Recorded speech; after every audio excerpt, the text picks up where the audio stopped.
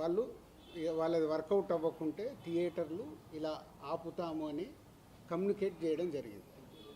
ఇది everything exhibitors distributors మధ్యలో east గోదావరిలో జరిగిన సంఘటన.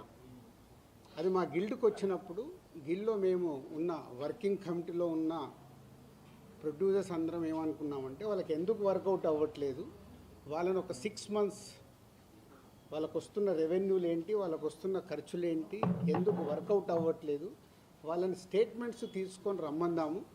వచ్చినప్పుడు అది డిస్కషన్లోకి పెట్టి నిజంగా ఎగ్జిబిటర్స్కి, ఎందుకంటే మేము అన్ని టెరిటరీలో ఉన్నాం, ఎగ్జిబిటర్స్ కష్టాలు కూడా మాకు తెలుసు.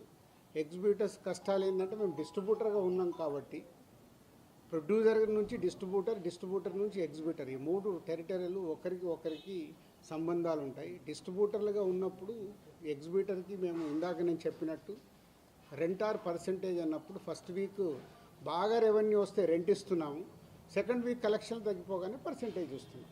అది వాళ్ళ కష్టమైనది, ఇది మా అందరికీ తెలుసు. దానికి సొల్యూషన్ మేము చాలా రోజులు అనుకుంటున్నాం, కానీ ఉన్న పరిస్థితుల వల్ల ప్రొడ్యూసర్స్ కూడా హ్యాపీగా లేరు కాబట్టి ఆ సొల్యూషన్ రావట్లా. సో అలా ఏప్రిల్ 26 గిల్డ్లో జరిగిన మీటింగ్ ద్వారా ఆ డిస్కషన్ అలా కంటిన్యూ అవుతూ వాళ్ళని రమ్మని చెప్దామని అడగడం జరిగింది.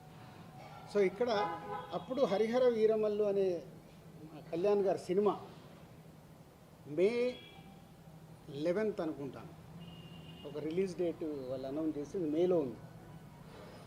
సో తర్వాత అది షిఫ్ట్ అవ్వడము, టెక్నికల్ వాళ్ళ వర్క్ వల్లనో దేని వలన షిఫ్ట్ అవ్వడం, అది షిఫ్ట్ అయ్యేది ఎప్పటికీ డేట్ ఇంకా లాక్ అవ్వలేదు అనుకుంటాను, ఇన్ ఏప్రిల్ 26th టైంలో.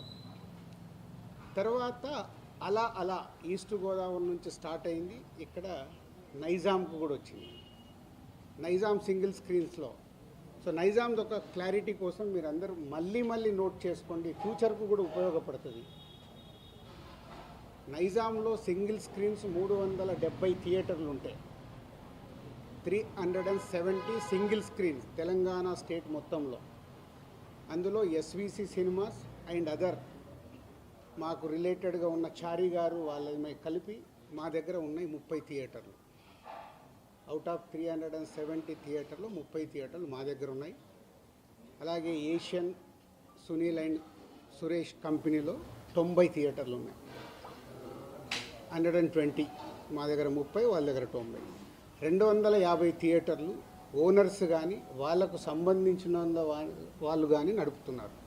అవుట్ ఆఫ్ 370 ఇది రేషియో. మీ మీడియా వాళ్ళకు నేను మళ్ళీ ఇది క్లారిటీ ఇస్తున్నాను, మళ్ళీ ఆ నలుగురు దాంతో ఆ సబ్జెక్టు తర్వాత వస్తాను. సో ఒక వ్యక్తుల మీద ఇండివిజువల్గా టార్గెట్ చేయడము, వెనకాల ఏముందో అర్థం చేసుకోకుండా మాట్లాడము, మీలాంటి వాళ్ళు కనీసం ఇలాంటి క్వశ్చన్స్ వచ్చినప్పుడు అండర్లైన్ చేసుకోండి. మీరు మాట్లాడేటప్పుడు ఎవరో ఎక్కడి నుంచో ఫోన్ ఇన్ తీసుకుంటారు. నాకు ఎవరో లింక్ పంపితే జీ న్యూస్ ఉన్నారు ఎవరైనా ఇక్కడ, జీ న్యూస్లో చూసా ఇందాక ఎవరో పంపిస్తే, ఆ టాపిక్ సంబంధం లేదు కానీ అది కూడా తీస్తా.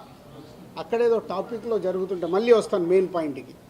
టాపిక్లో జరుగుతుంటే మొదటి రోజు గేమ్ చేంజర్ సినిమా పైరసీ వచ్చింది, అది నిర్మాతకి నష్టం, నిర్మాత ద్వారా డిస్ట్రిబ్యూటర్కి నష్టం, డిస్ట్రిబ్యూటర్ ద్వారా ఎగ్జిబిటర్కి నష్టం. అక్కడ ఒక ఎక్స్ నిర్మాత అంటున్నాడు